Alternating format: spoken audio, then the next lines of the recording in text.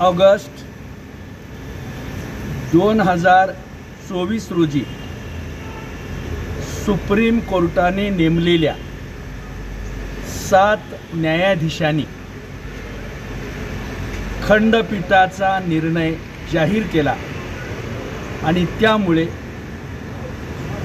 महाराष्ट्रातील 59 जातीचे प्रतिनिधी आणि समाज, देशभरातला आरक्षणाखाली येणारा सर्व राज्यातला दुबळा गरीब समाज, शिक्षणात, नोकरीत, व्यवसायात कोर्टाच्या न्यायाधीशानं दिलेल्या निर्णयाचं स्वागत करतोय, पाठिंबा देतोय आणि दुबळ्या माणसाचा विचार न्यायालयानं केला। सर्वांसाठी कायदा समान असून आम्हा लोकांच्या कल्याणाची भूमिका सुप्रीम कोर्टानं ठामपणाने हातात घेतली आणि काही मुठभर ठराविक इस्त्री केलेल्या चेहऱ्याचे काही लोक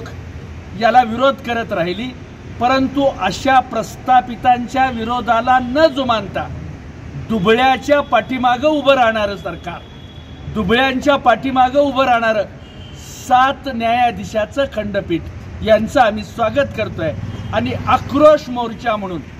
20 मे रोजी